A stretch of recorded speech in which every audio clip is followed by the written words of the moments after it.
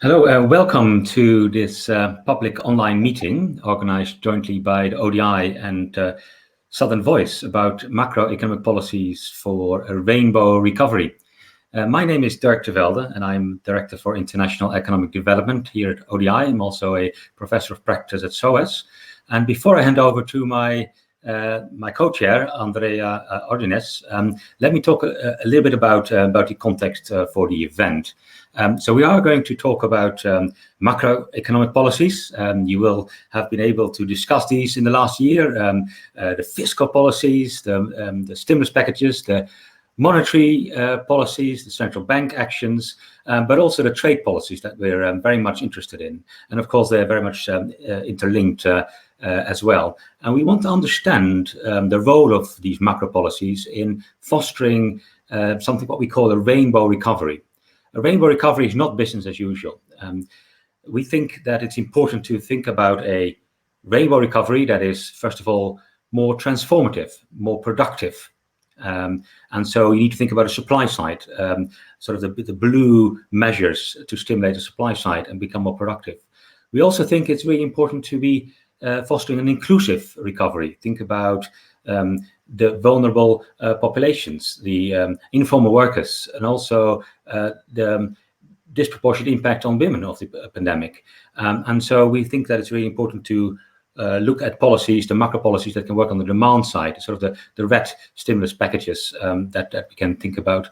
But also, we'd like to think about a greener recovery, one that's more environmentally friendly. And so we think about more transformative, more inclusive, and a greener recovery, a rainbow recovery that we like to engineer. And why have this meeting now? Well, there are a range of reasons for that, but two foremost reasons are, of course, that countries and their governments across the world are thinking about how can we use macro policies for a better recovery. And secondly, also the international system that is supporting these countries to engineer a better recovery is thinking about how to do this. So there will be UN meetings are taking place now. There are World Bank IMF meetings going to take place quite soon. Then we have the COP26 taking place in the UK quite soon. And also the WTO ministerial later this year. We'll also discuss a range of sort of trade policies that could help to think about a recovery from the pandemic. And in order to inform all of these debates, both at country level, but also at international level, ODI has partnered with Southern Voice and 5 think tanks in 5 countries, in Sri Lanka, in Bangladesh, in Kenya, in Tanzania, and Peru, to undertake research, and it's funded by the IDRC in Canada, to undertake research to inform these policy responses. And so we'd like to hear on this research today. So let me now hand over to my co-chair, Andrea Ordines from Southern Voice, with whom we are working together, including on this event. Andrea, over to you. Thank you, Dirk, and welcome everybody to today's event. I'm Andrea Ordóñez. I'm Director of Southern Voice, and we are a network of almost 60 think tanks across Africa, Asia, and Latin America. And like Dirk said, we've been joining forces in this research from the beginning of the pandemic, first looking closely at the impacts of COVID on the different economies of the continents where we work, but very soon realizing that there was this opportunity for using the transition and the recovery from COVID into producing or getting the important reforms that economies across the global south require to be more equitable. And so today's panel brings together researchers, policymakers, experts from the global level to get us thinking into what we've seen so far and how we're taking the recovery forward as they say, in this rainbow recovery. So I think we can do a little bit description of the session, so we're all on the same page. So we're going to begin with an overview of the research that has been produced, both some key takeaways from seeing all these studies, seeing across all these studies, and then some particular inputs and takeaways from 2 countries in the studies, from Bangladesh and from Sri Lanka. And then we will also hear from the policy maker perspective from Ecuador, and from the global perspective from the WTO. So that is the run show of the first set of presentations. We will make sure that our panelists stick to short and engaging presentations to allow for vivid discussion afterwards, where we will have a chance to get some questions and answer from the audience. So with that, I would like to start by welcoming Sherillyn Raga, who is the Senior Researcher Officer at ODI, and who will share with us some key takeaways from seeing across these 5 country case studies that have been produced in the last year. Thank you, Andrea. Can you hear me clearly, everyone? Okay, so we have been monitoring the impact of the COVID-19 since early last year, and one glaring observation that we saw is the great divide between high and low income countries, determined by their access to vaccines and fiscal resources. But we are also seeing alarming patterns now that will result on scarring effects for low income countries due to the impact of some contact intensive sectors shrinking permanently and protracted school closures that will affect future income earnings and, of course, lower potential growth. But according to our project, even among the southern countries, the socioeconomic impact of the pandemic varied widely. For instance, compared to pre-COVID forecasts, Peru lost 50 percentage points of growth, while Tanzania only lost 1 percentage point of growth to the pandemic in 2020. So the case studies highlight the role of mobility restrictions and economic structure on partly explaining these growth differences, depending on the country's exposure to trade, services, tourism, and degree of informality.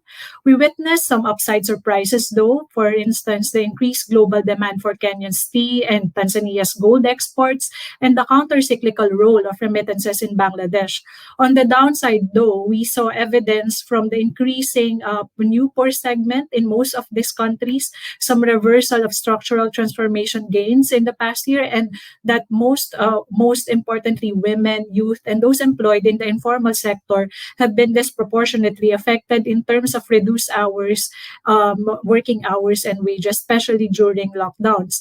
So these country case studies offered us rich information on different channels of the impact of COVID-19, but today I wanted to highlight 3 particular issues around the macro policy responses to COVID-19 in southern countries and how this can be shaped to build back better from this crisis. So first of all, the magnitude and the evolution of economic policy responses in these countries have been largely determined by their available fiscal space. So for instance, Peru have enjoyed prior years of healthy fiscal balance and low public debt, enabling the country to have almost 20% of GDP's worth of fiscal stimulus. And this is at par with what was deployed in G20 economies. Meanwhile, Kenya, which entered the pandemic with already pre-existing public debt sustainability issues, was only able to deploy a fiscal package worth 2.4% of GDP in form of tax relief. And this is lower than its counterparts in sub-Saharan Africa. So this limited fiscal space in turn led to more proactive deployment of complementary monetary policy instruments. All central banks in the southern countries have been swift in lowering policy rates and bank capital requirements even before they announce fiscal packages. And there have been quantitative easing in substantial degree and regulatory forbearance, especially in fiscally constrained Kenya and Sri Lanka. So this measure successfully increased lending activities during the pandemic, but of course, these instruments alone are not sufficient, which leads me to my next point, which is that the implementation and quality of policy instrument implemented in this period will shape not only the short term, but also the long-term quality of growth.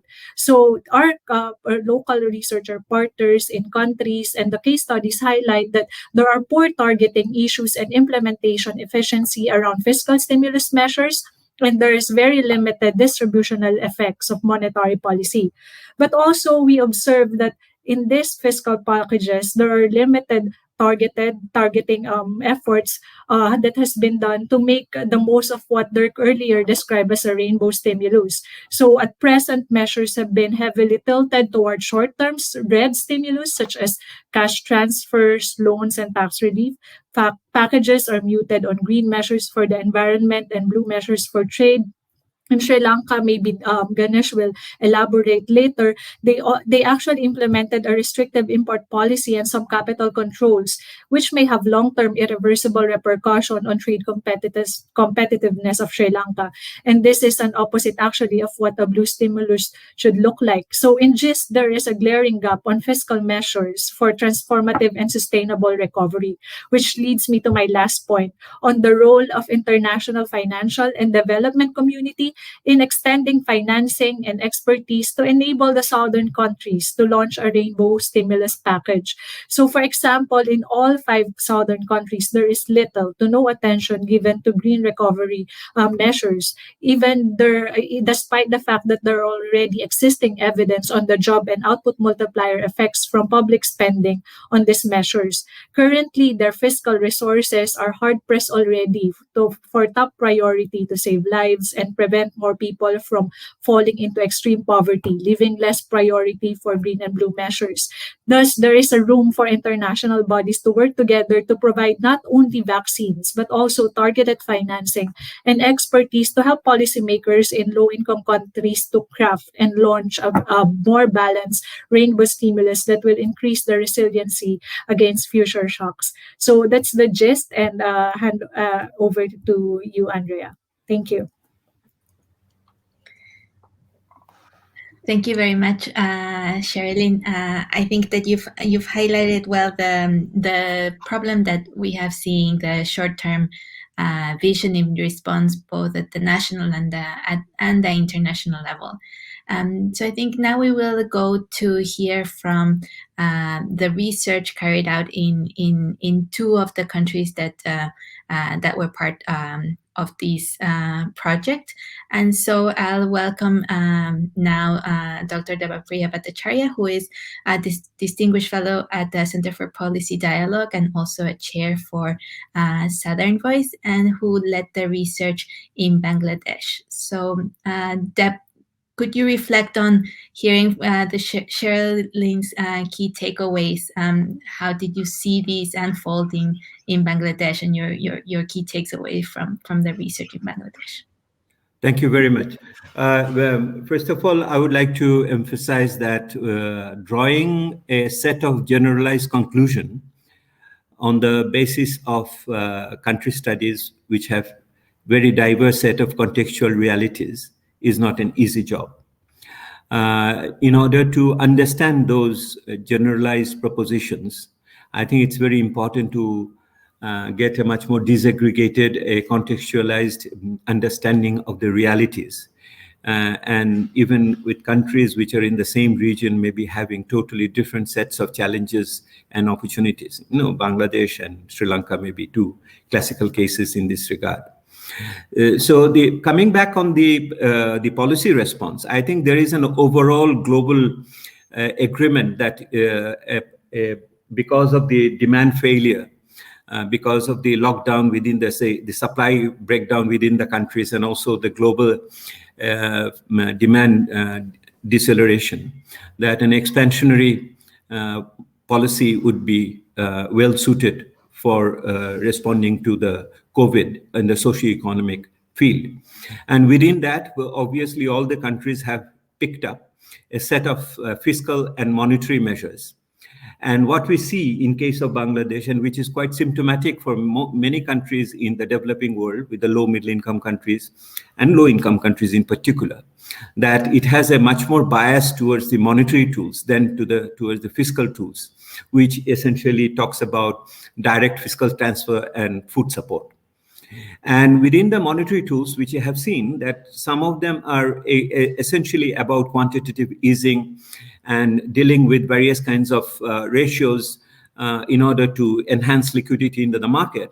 But a large part of them is also hybrid type of things, that where you have subsidies for the interest rates in order to promote credit flow to certain sections of the economy.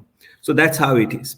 The finding from the study is that although the overall emphasis of the so-called incentive packages or the stimulus packages had been on the monetary policies, but if you look at it from the point of view of the disproportionate impact of the pandemic on various groups, particularly the left behind groups or the disadvantaged communities, then the fiscal intervention, direct fiscal support, and food support is more well suited from various perspectives, not only from the growth, not only from the distribution, but also if you look at from the investment angle and the employment generation angle over there. So that is what it is.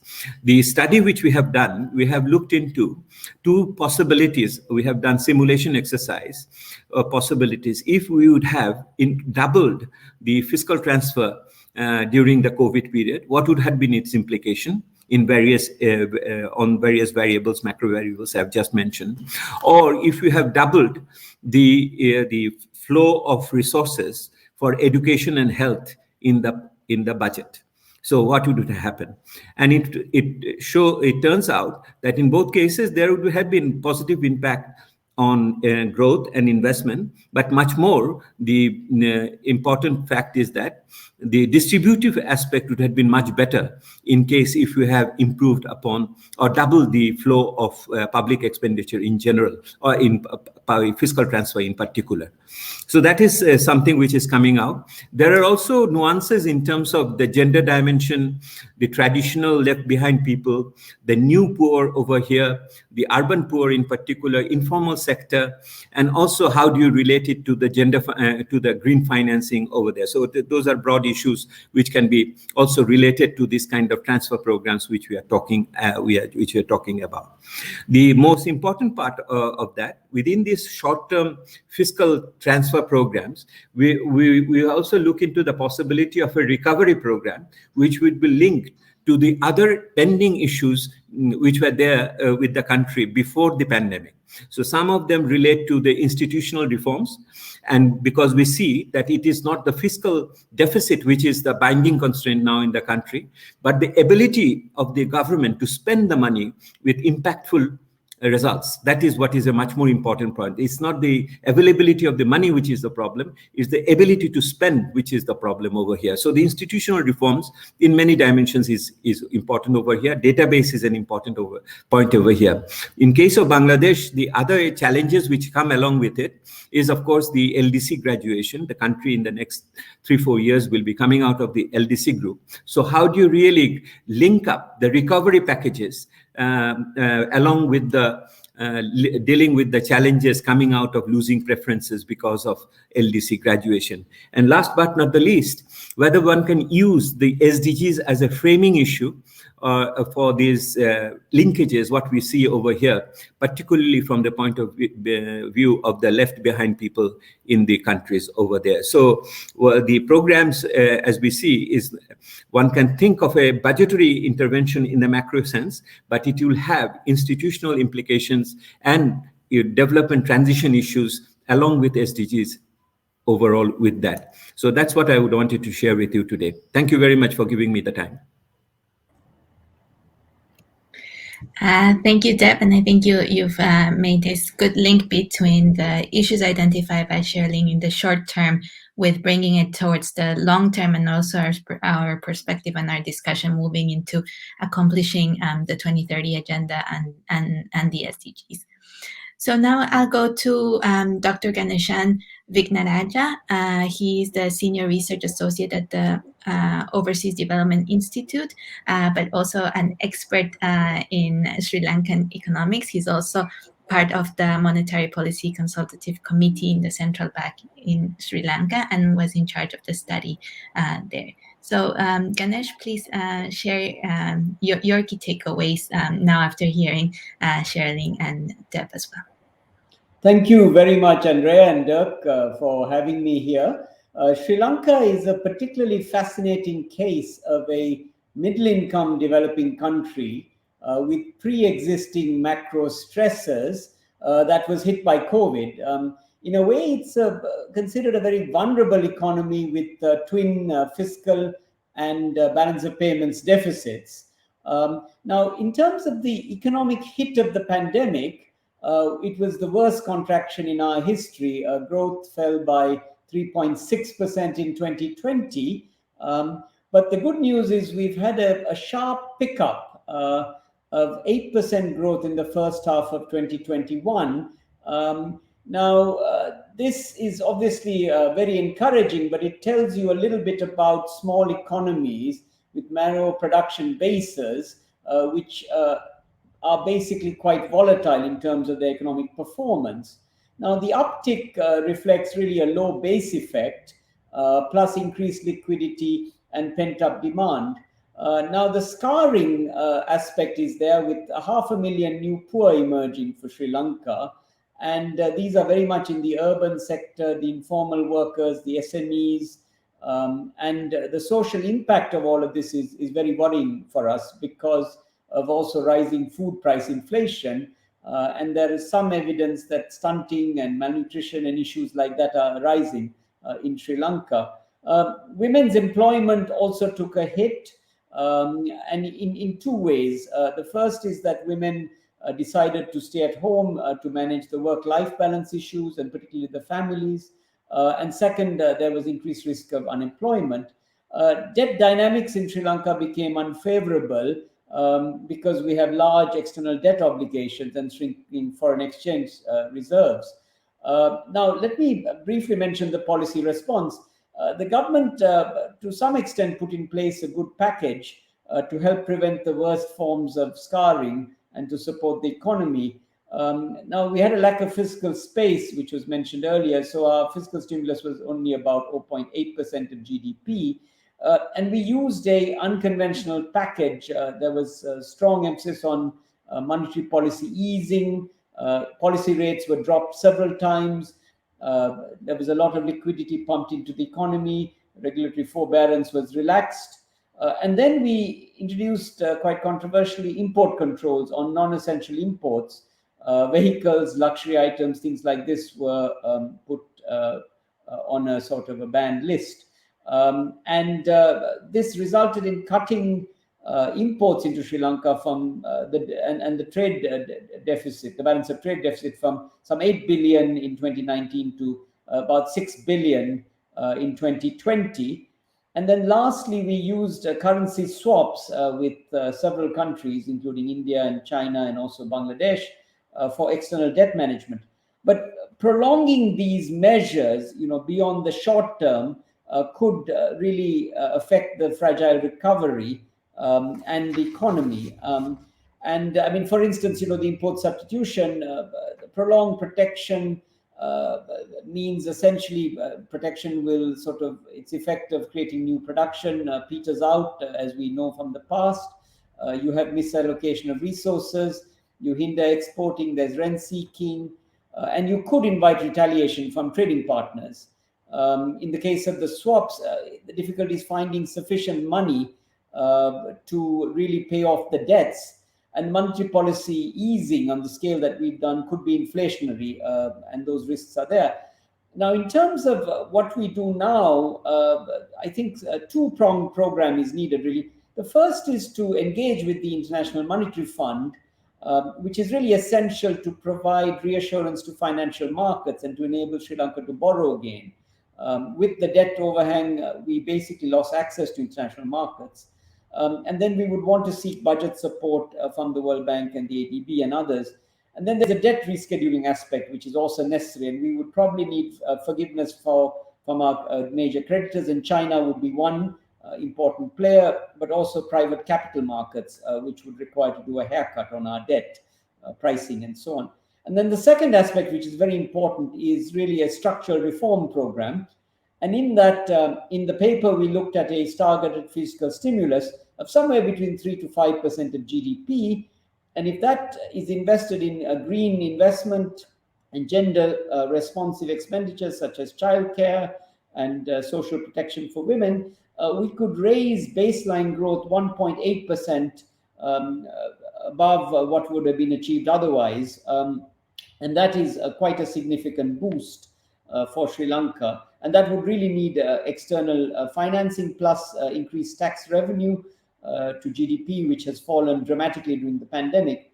A second important aspect would be trying to attract FDI, particularly into services. And for that, we have the Colombo Port City Special Economic Zone, which was built on reclaimed land from the sea, and quite an amazing project. But to make that work, we have to ensure we have competitive incentives and also conducive national policies, macro stability, cutting red tape, a predictable policy, rather than just tax incentives. And the third important aspect of that is really to provide targeted social protection to mitigate the hardship of the people and women. And very lastly, with all these types of programs, you have to have very rigorous monitoring of results, be prepared to change mid-course if there is a need, and also focus a lot on the kind of implementation that may be needed. And we may need a big push with a new type of institution to do that. Thank you very much. I think that's about 4 minutes. Thank you, Ganesh. And I think that this complements well the discussion between the different pieces that we need for a fiscal response in terms of having the availability of resources and having the fiscal space, but then also, as Deb said, having the capacity and the institutions in place to do the appropriate spending. And now, with some of these reflections in mind, I'll go to Dr. Jose Gabriel Castillo, Vice Minister of Economy from Ecuador.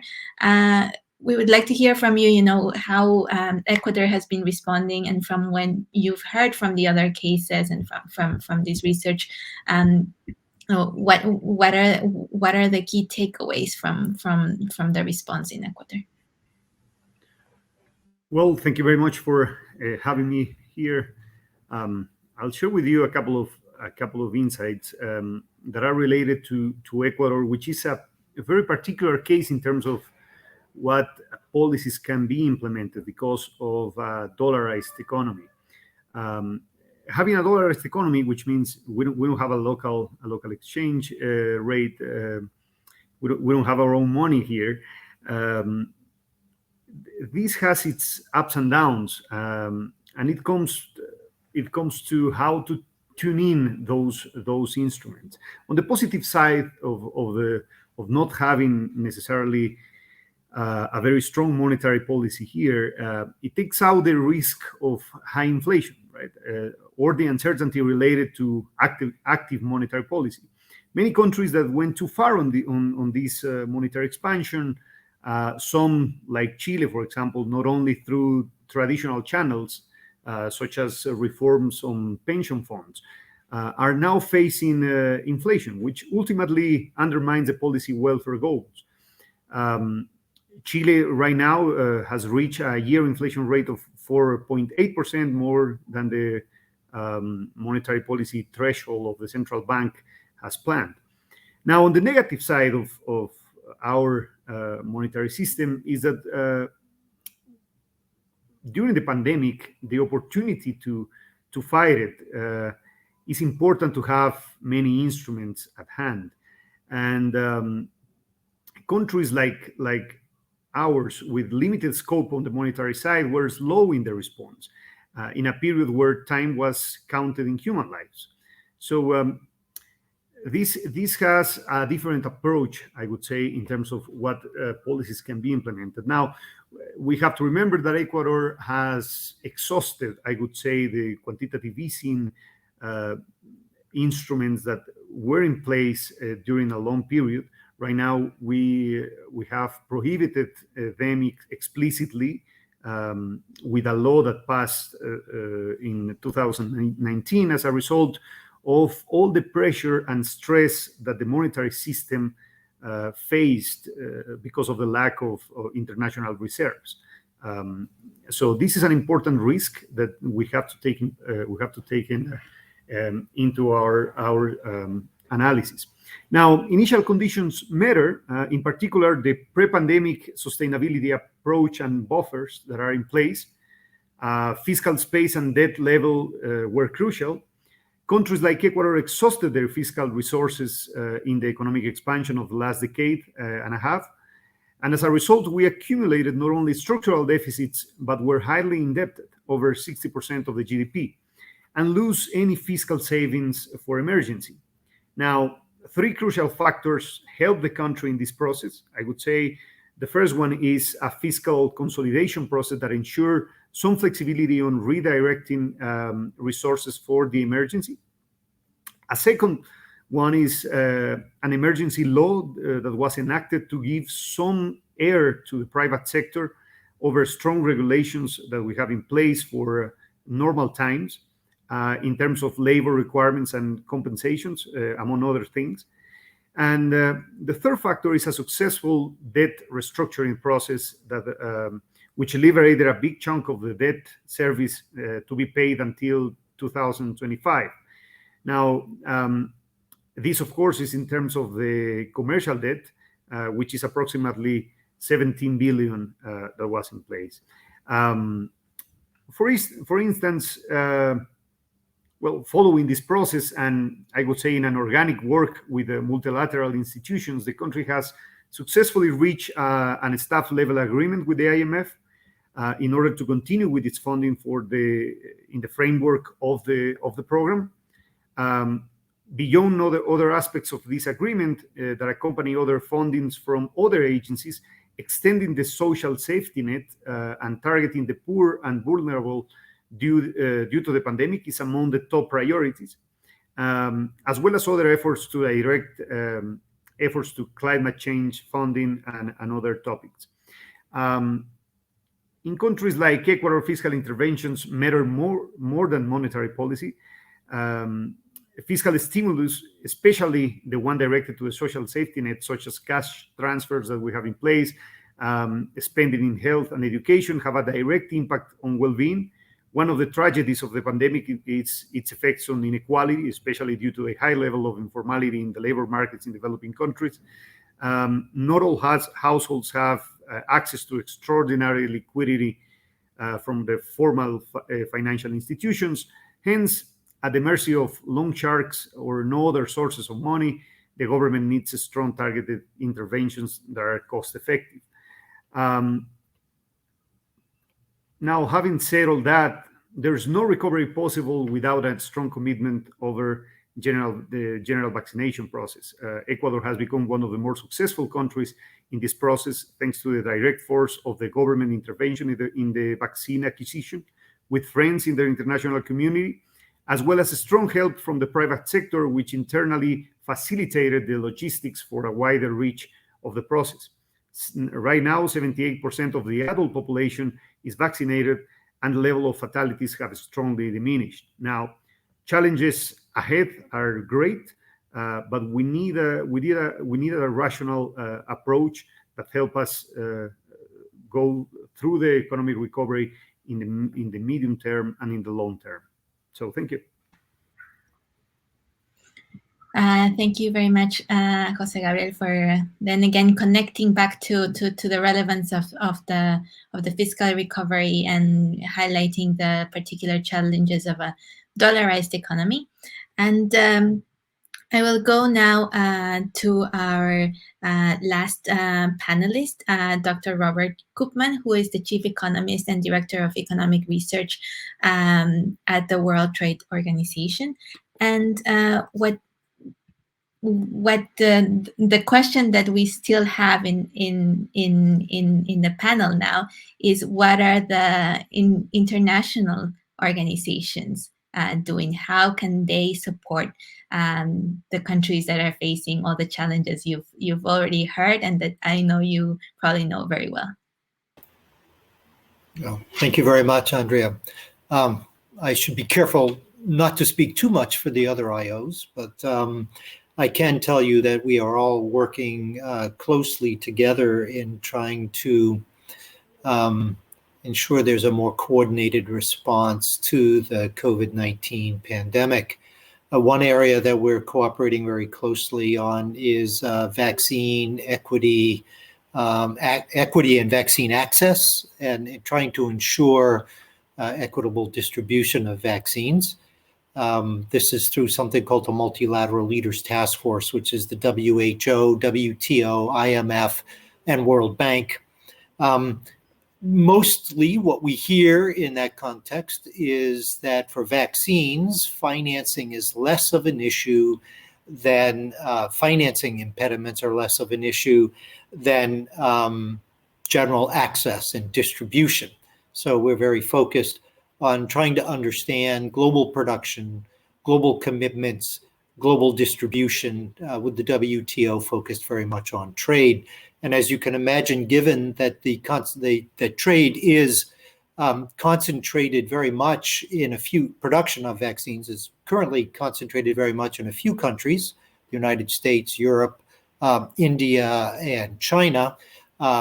Trade plays a very key role in the distribution, in the ability and the distribution of vaccines globally. And we see very inequitable distribution with regions such as Africa, South Asia, and Latin America not getting the same kind of access as those countries that are actually producing it. We do think that there'll be a pretty significant change in that distribution. We understand there's a big conference being organized in the US, I think tomorrow, that should have some pretty important announcements in this area. Not only is trade important in the distribution of existing vaccines or production of final vaccines, but in the production of vaccines through inputs as well as accompanying equipment and gear necessary to get shots in arms. Now, that's around vaccines. At the same time, we see pretty significant efforts by the World Bank to ensure that financing is available for the purchase of those vaccines, and that production facilities, more distributed production facilities in the future, more geographically distributed production facilities in the future, have access to finance to build those out. Unfortunately, it takes anywhere from 1.5 to 2 to 3 years to produce, to build out those new production facilities, and there's lots of technological and regulatory hurdles that must be met. But so far, what we hear is that the bank's financing efforts are very, very helpful. On the IMF side, the increase in the SDRs and rethinking their distribution seems to be a very active discussion. So what it seems like to me is that on the IO front, there's very significant actions around vaccines. Now, let me briefly turn to some other areas, and that would be around the green transition. There's great interest in trying to ensure that there's a green transition that's more broadly distributed globally. It's been very interesting to hear the other presenters talk about the need for domestic actions here, and I think that's very, very important. Building out that domestic capacity to ensure this green transition often means improving domestic institutions and things like that. That's often a challenge, but one that we at the WTO think is very important, that you get this coherence between both your international and your domestic policies and build out those capacities. And let me tell you that there are a number of rich developed countries that have probably underinvested in those domestic capacities, and that's led to a rise in global, I guess you could say, populism and resistance to opening up and integration. So I think on the green transition, we see pretty significant efforts there on the financial and on the trade side. We hope to see progress related to that around environmental goods, making sure that the latest environmental technology is more widely available. As we know, trade liberalization reduces the cost of capital goods and increases the variety and diversity of these goods.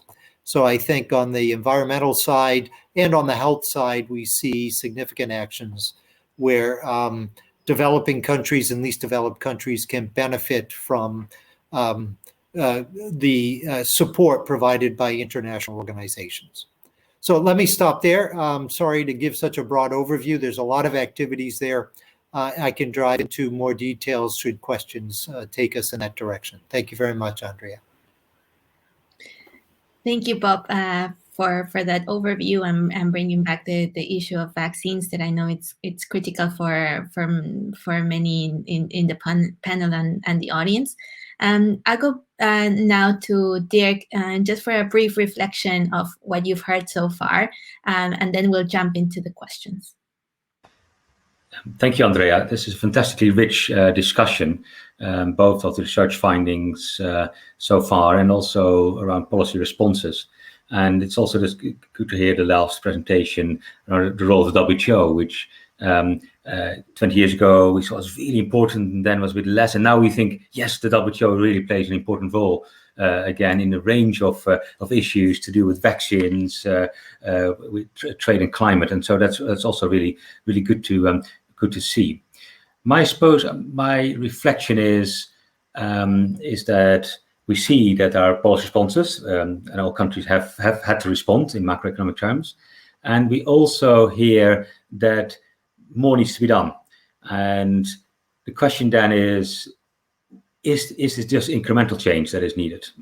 Are we sort of saying, well, there's been some fiscal stimulus packages, but they just need to be tweaked a little bit here or there. Maybe there was a bit more attention to monetary policy in one country, it needs to go back to fiscal, and vice versa. There was fiscal, needs to go back to monetary. Trade policies, well, it was a few import restrictions, but it needs to go a bit more towards export. Or are we actually thinking about much more radical change that is now needed? And that actually we are now at a stage where we've had the worst of the impact in economic terms globally. Of course, a lot still to come from in poor countries, and the impacts will last longer there, as the international bodies have said. But are we actually now saying, well, much more radical change needs to be put in place in order to become much more inclusive? We've seen the disproportionate impact on women, for example. We haven't seen much attention to green recovery. We need much more change around distribution and trade around vaccines. We actually need wholesale change. We need change across the board. And I'd like to sort of, as the panelists think about answering questions from the audience, but also perhaps in this case, do we need to see a much faster change, a rapid change, radical change in all areas, much change in fiscal policies? And does your research show that there needs to be a rapid change in the direction of fiscal stimulus and in the implementation? Does the evidence in Sri Lanka say we need to move quickly to an IMF program, and in Ecuador, perhaps we need to move fast to resolve the vaccine issue, and perhaps trade policies play a role in here?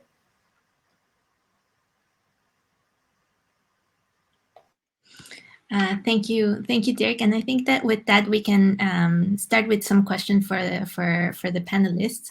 And I would like to take the first question to both Deb and Jose Gabriel from the researcher and the policy end, precisely following Dirk's comment that there is this expectation that we should be taking this opportunity to do more radical change or stronger changes and align them also with the accomplishment of the 2030 agenda. So I'd like to go first to Deb to hear from the researcher and from the academic side, and then from Jose Gabriel on the policy side. How do you go about this? What's in your head when you're thinking about this challenge? Oh, thank you, Andrea. Let me come in first. Let me compliment all my colleagues and also Dr. Castillo and Dr. Koopman for the interesting perspective. Sherillyn has done a tremendous job in trying to make a sense out of this nonsense in many ways, coming from different country studies. And managing this meeting is not an easy job for Andrea as well. Well, let me start with what the ambition level put forward by Dirk William, going beyond business as usual. Okay, so the issue is that if you look at the policy landscape, whether we are seeing any dearth of policies, or is it the dearth of implementation of those policies? Where exactly is the the challenge for uptake over here? My reckoning would be that if you hear all the great leaders who had been speaking since last 48 hours at the United Nations General Assembly, all those good words which had been put forward do not have institutional anchoring at this moment.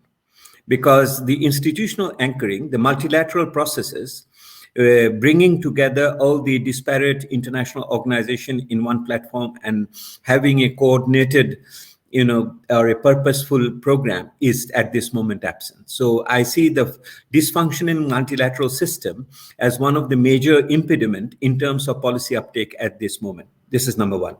And I can relate to not only the UNGA as it is going on, but also the upcoming ministerial meeting, 12th meeting of the WTO which is in the pipeline, and many other events over there. This is one first point. The second point is that if we all agree that because of the demand deceleration, liquidity flow, and particularly fiscal intervention, and I'm happy Dr. Castillo also referred to that, is the important way of going forward vis-a-vis the monetary interventions, then we should really ensure that the global liquidity process is sufficiently robust over there. So how do you really do that the global liquidity process is really enough to sustain both private sector investment as well as public development expenditures? So my first and foremost point in terms of that liquidity flow is that to release more money to the developing countries through debt restructuring or debt write-offs or debt amortization. So debt issue, particularly taking forward the G20 commitments, is one of the major areas over here. The second area in this case of having more liquidity or investable surplus is protecting the ODA flow to the developing countries, particularly to the least developed countries, in the face of bringing down the reneging on the commitment of 0.7% of the GNI by the DAC OECD countries. We have just observed how the contraction has taken place in these countries, and also the shares have been redefined in these countries. UK is a case in point in this case. So that would be my second issue on that. And the third issue, and I don't want to go further, is it relates to market barriers.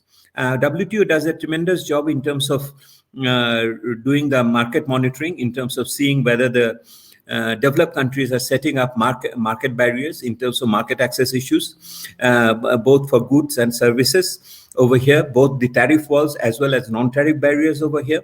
So that is the other part, the market access issues. I don't want to go further. I want to listen to my colleagues. My general point over here had been protecting the ODA, debt restructuring, and having less market barriers in these cases as is go. And all these have to be put together in an integrated framework with an institutional anchoring. And without these fundamental things, going forward with a much more sophisticated green financing, green transition, or gender-sensitive transition, or a left behind people-sensitive transition will be very difficult. Thank you very much. Thank you, Deb. And I think it resonates with what I've heard also in Latin America about how COVID has been really a governance crisis. So, Jose Gabriel, what's your perspective from the policy maker side? How do you take this challenge of thinking big term and changing the business as usual? Well, thank you to all the panelists. It's really an interesting discussion, and I guess the discussion gets rich because from the academic side we can think of big things, while on the policy side we're trying to, putting down the fire that we have to attend every single day. So I want to take on the three topics that were mentioned before by Dr. Debapriya, which are So the first one on the dysfunctional multilateral system, I would say developing countries need a specific approach that goes beyond business as usual in normal times. And this is very important, not only from the funding side, which is, of course, the availability of resources for developing countries. It's very, very crucial at this moment. But it's also from the policy side, trying to understand all the heterogeneity that you have in terms of different political conditions, different institutional conditions that in a way determine the success of the policy implementation. So this approach of one size fits all, it's very far away from what we need right now. And sometimes on the negotiation side, we have to try and put an harmonic system for these programs that actually work for everyone, right? Of course, there's an important side of the from the policy side that can influence also local agendas that probably lack some sort of integral approach, specifically on the green recovery side, or probably on the inequality side, which is one that we should be very careful in developing countries. For example, in Latin America, many of the economic policy agendas gets suddenly stopped by this misunderstanding from what are the effects of inequality. Chile, Colombia, Ecuador, have demonstrated how difficult it's going to be for the implementation of economic policy if we don't consider these issues as part of the agenda. On the second topic that I very, very attached to, it's what is the problem with liquidity flow and whether this can be a sustainable process. Countries like Ecuador are very, very sensitive to this issue, right? Keeping the liquidity flow in Ecuador when you don't have the printing machine, it's very sensible, right? So this is where the policy can get a little bit messy, especially for the trade side. The balance of trade in countries like Ecuador need to be balanced in a way, and need to be balanced in the sense that we need foreign exchange to come to the country more than we needed to go out, right? So, of course, during the pandemic, since the demand got contracted strongly, we had a positive balance of trade, especially for the non-traditional goods that change a little bit the scope. But again, once the world goes back to the economic activity, things get again, we are converging over the same equilibrium as before. And this is an issue. We need to get this balance because we don't have the printing machine. So that means that we need the currency to flow in a way that it's safe especially for the more vulnerable people, that actually is the one that uses cash more than any digital form of payment, right? So and this is important again for very basic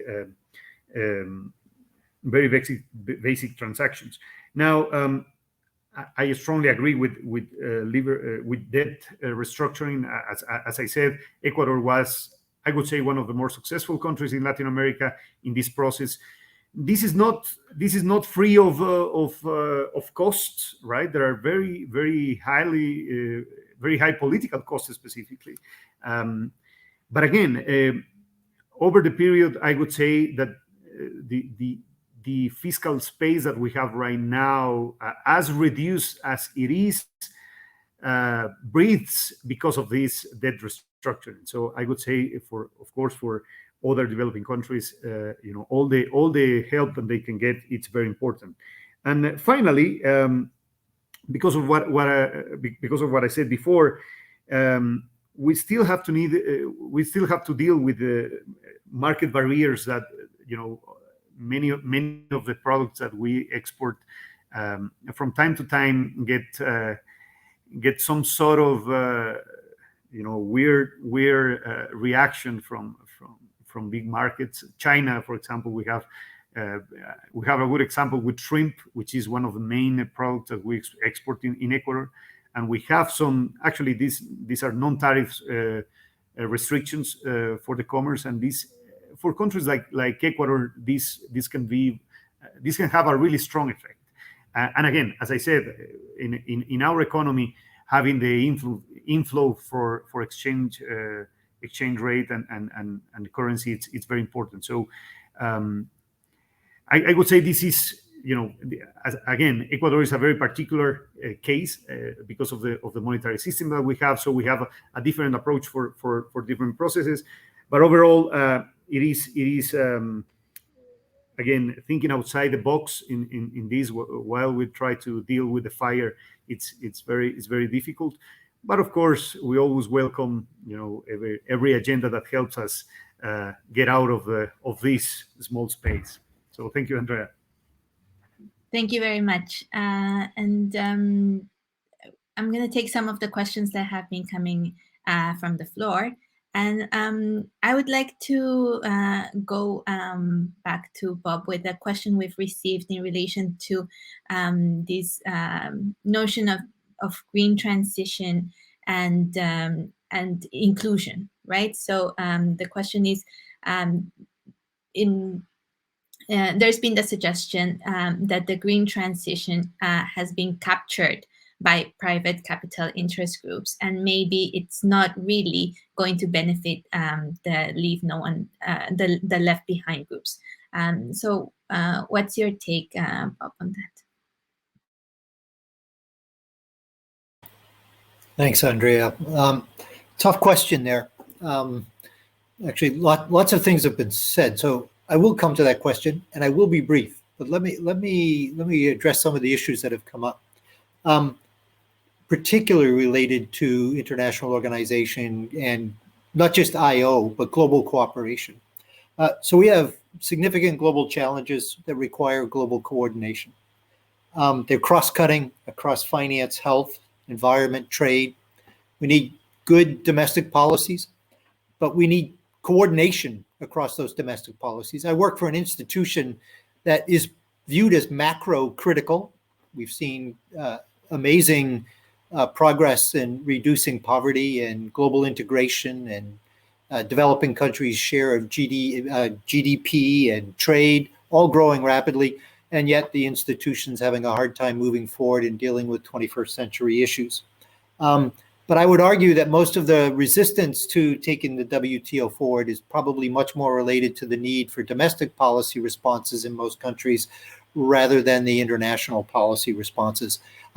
They need to be coherent and coordinated, and often they're not. And then that causes this resistance. Now, green transition.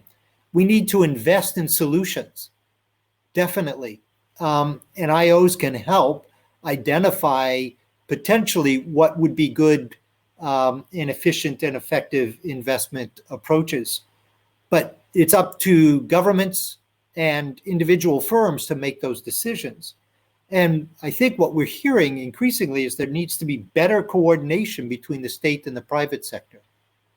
And often what I hear, and I heard this yesterday in a discussion around reforming international institutions, of some ideas that may be coming out of the G7 and economic resilience, is that, what do you worry more about? State failures or market failures? And how do you find the right balance between those two? And, some are out there arguing that what you need to do is draw upon the strengths of both and do a better job coordinating those and using the state to help direct private sector innovation and efficiency towards solving some of these global problems. In terms of sharing those gains, making sure they're more equitably distributed, I would say that's a domestic policy issue that domestic governments need to respond to. And I would argue, I come from the United States. I would argue that that's a challenge for the U.S. government as well as it is for many developing and least developed countries. And it takes political bravery to deal with those kinds of issues. I would say there's been lessons learned from past financial crises in particular. We see very aggressive fiscal and monetary responses right now. This crisis we thought would be much deeper. It's been painful, but it's been less deep than if we were seeing a similar response as in the great financial crisis or in the Asian financial crisis. So there's a need to reform global cooperative mechanisms to meet these needs. I just came from a G20 Trade and Investment Working Group discussion. I don't see much progress there. They're debating a trade minister statement, and it's the same old, same old. Yet I'm hopeful because I sit also in the finance track, and finance ministers are much more on top of this stuff and willing to find areas to compromise. So I'm sorry I went on. Let me stop there. Thank you, Bob. And this is a good connection with the next question that we've received from the floor, which is for Ganesh, and it's a reflection on how what's been done so far by the G20 debt relief and the discussion around the reallocation of SDRs will probably not be enough. And maybe what this really entails for countries is that they will have to choose between different types of austerity. What's your reflection on both that global response and what that means on what's left for countries, how countries can respond? Thank you. Essentially, we need to think of this problem really at two levels. I mean, the G20 approach and the IMF providing the SDRs are helpful, but the sums probably aren't enough in many of the countries involved. So we have to get into some discussion with bilateral creditors. And in some countries, China has been a big creditor, and some of the Chinese infrastructure money through the BRI has been on 6-8% interest rates with the risk of countries falling into a debt trap. So I think some discussion has to happen also at the bilateral level with countries like China and also with Japan. And then we have to approach also IMF programs, I think, in a different way. And I think there is a need to look at how this type of conditionality is applied to many countries. And some flexibility may be there if countries are willing to go early to the fund. The austerity issue is there. We have to ensure there are safety nets in place. And that can come if the multilateral banks, the ADB and the World Bank, for instance, play an important role in providing at least transitionary money for retraining, for making sure the poorest do not fall below a certain level, to make sure that malnutrition doesn't come into play. And that at the country level, that requires a lot of donor coordination. I find in many developing countries in South Asia, donor coordination at the country level is not as much as we would like. And then I think that the whole budget process in countries has to be relooked at. Within many governments, there's a lot of waste. There's a lot of emphasis on unproductive expenditure, which needs to be curtailed dramatically. And we have to look again at revenue raising through, sadly, higher taxation. So I think this combination of measures is going to be important, national plus international, and also a lot of work at the bilateral level. Thank you. Thank you, Ganesh. And I'll go for one last question for Sherillyn, but we'll also start the round of our closing remarks, where I will ask all of our panelists in the same order how we presented, just 1 minute of your key takeaway, your message that you want to share, so that we can start closing up.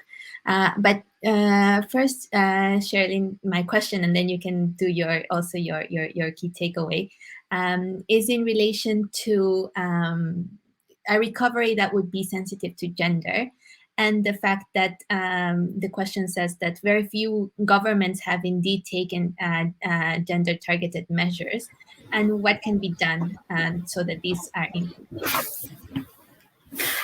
Thank you for that question. So So yes, so what we observe actually in relation to that question is that there are more focus on the inclusiveness part. So the more vulnerable and the left behind people have been prioritized in terms of social transfers or in-kind support.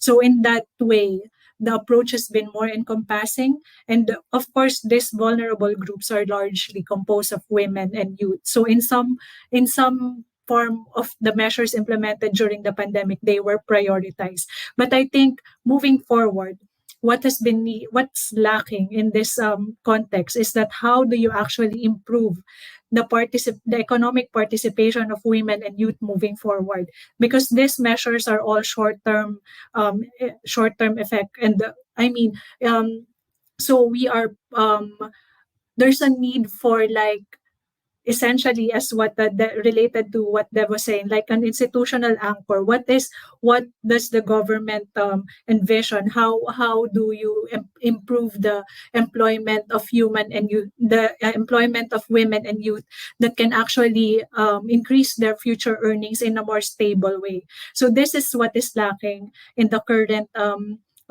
fiscal measures that actually will improve not only the recovery, like in stimulating short-term demand, but also stimulate long-term growth. So in terms of like the 1 minute takeaway, I guess what I observed through this whole time of pandemic, if there is one good thing that came out of this, is that it has elevated the global and national debate on how government measures and spending can be more inclusive and more sustainable. There are lots of reflection and debates around how do you prioritize and what are the trade-offs. And I think the most important thing right now is not to lose this momentum. If you put this on paper now and also like in commitments, in medium-term plans, then you have some sort of guidance on ensuring that this discussion actually will fly and translate into policy that can be implemented afterwards. So yeah, don't lose this momentum and put it on. That's it. Thank you. Thank you, Sherillyn. I'll go now to Deb for your key takeaway.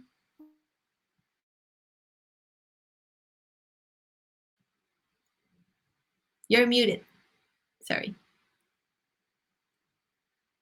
Deb, you're on mute. Oh, Okay. I'm sorry.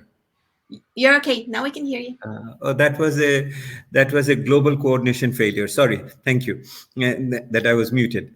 No, I was thoroughly enjoying what Sherillyn was saying, and before that, others were saying. You see, since I have been in this business for quite some time now, and I have seen the world from different sides, including from WTO when I was the ambassador there. So the issue is that, is it again the dearth of policy diagnostics, or it is the problem with policy uptake?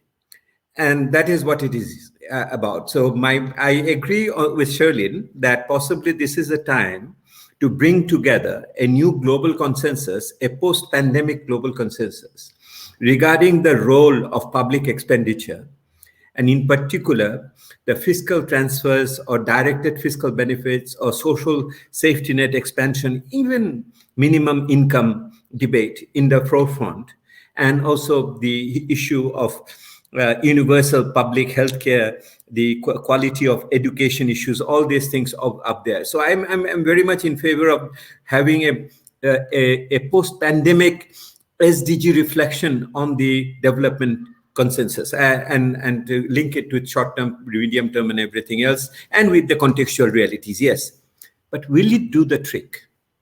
That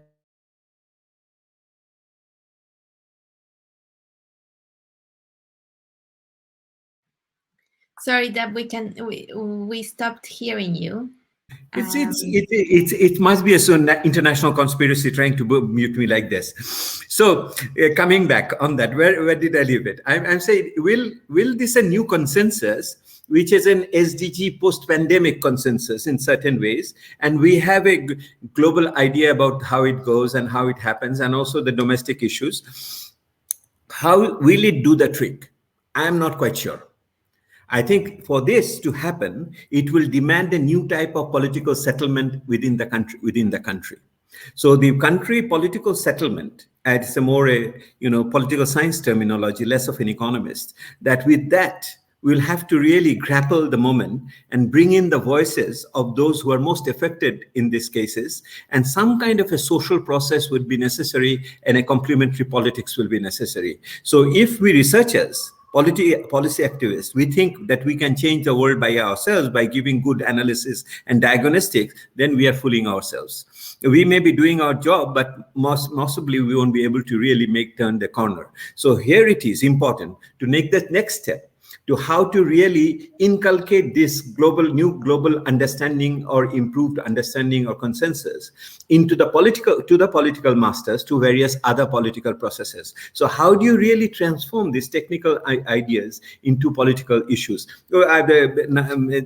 Just very concretely, Mr. Koopman is here, WTO is here, and others who are in the national government. Look at the relationship between the national government and the upcoming ministerial meeting of the WTO.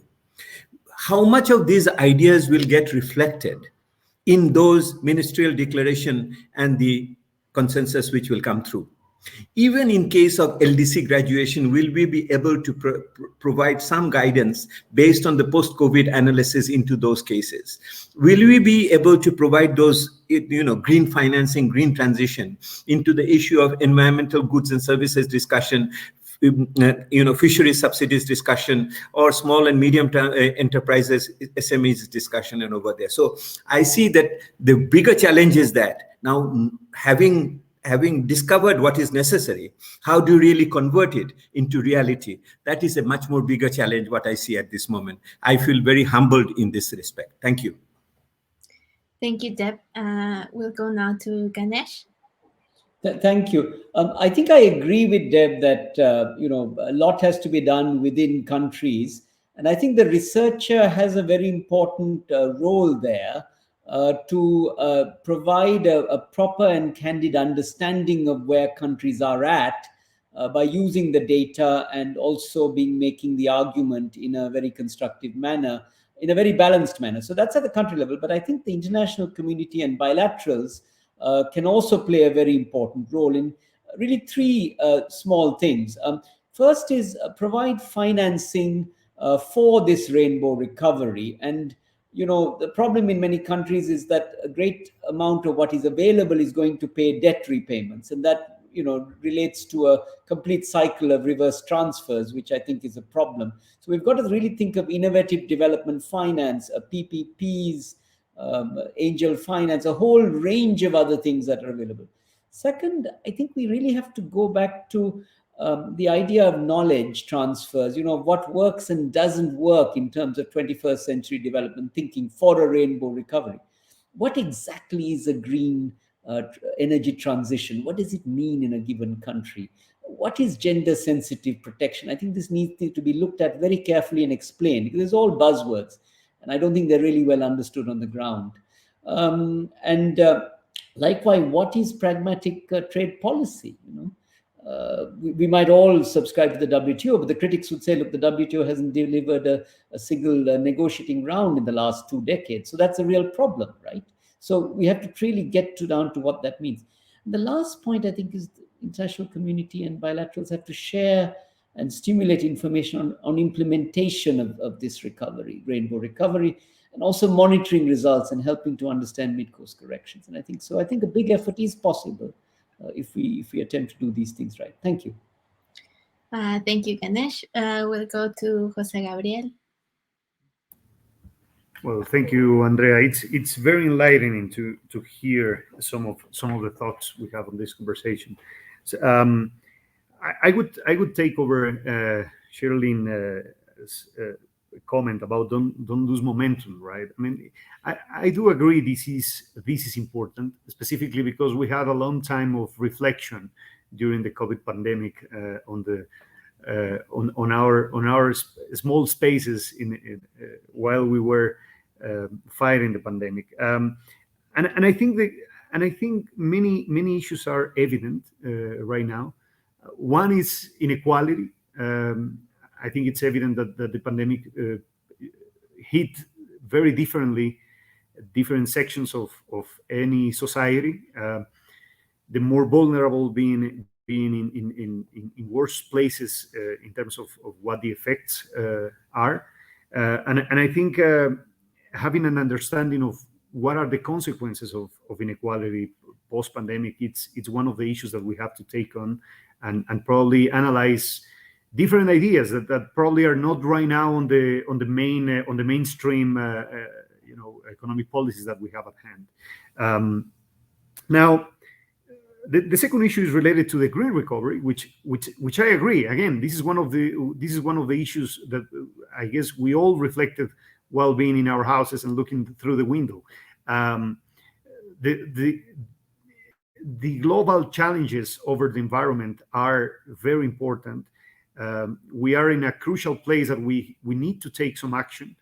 But again, the distribution of the force that needs to be taken, it's probably not necessarily on the developing countryside.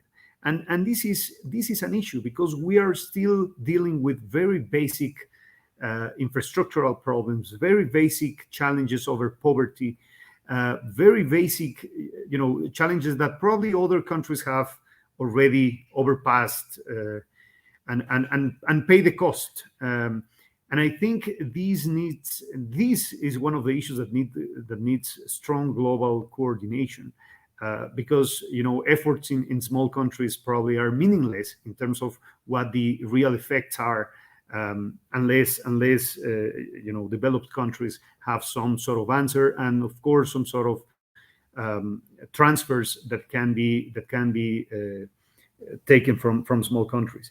Now, overall, I would say that again, there's no, as Ganesh said before, many of these words can be buzzwords unless there are actual policies that are put in place.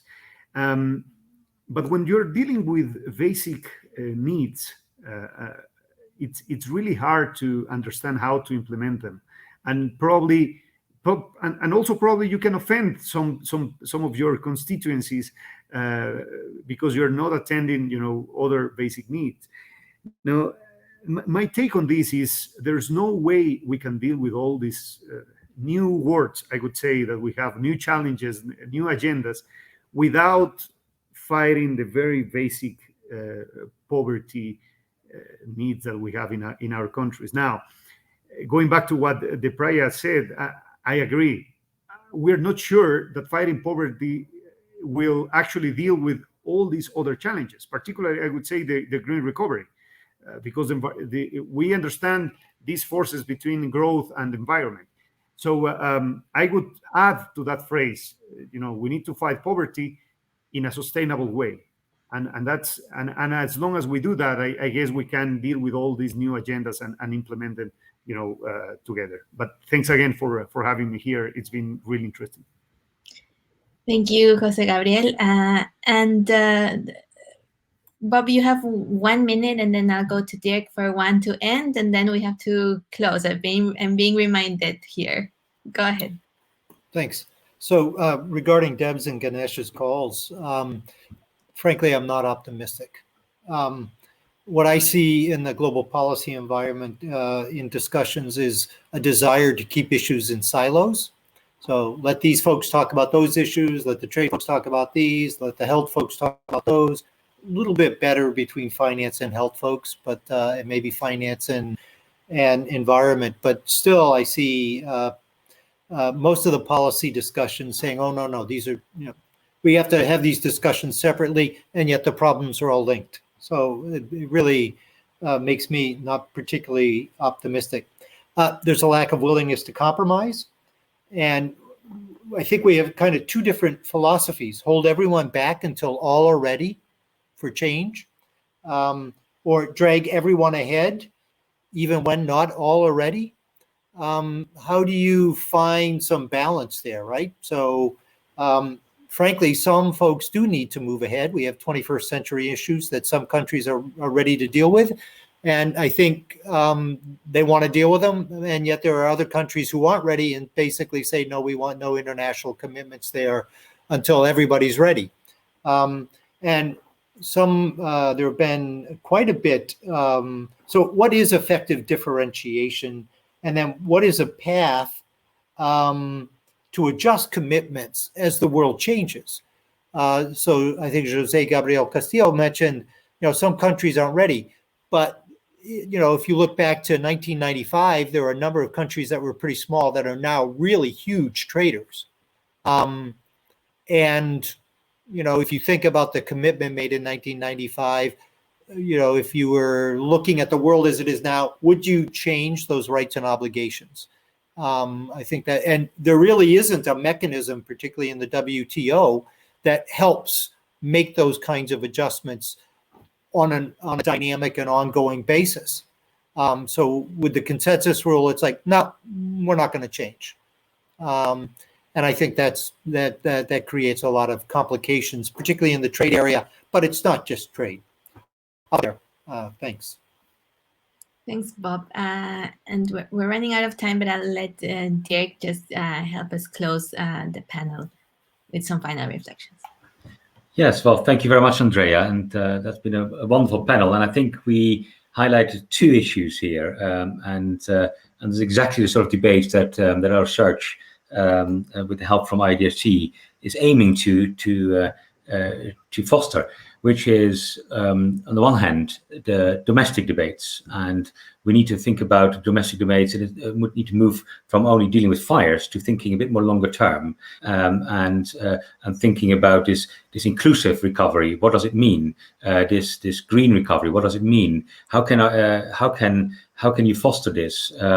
And here, I think our analysis in the countries can play a major role, sort of walking with the politicians, with the policymakers, having debates, coordinating a range of actors, and convening. I think that's exactly the sort of debates that we like to foster.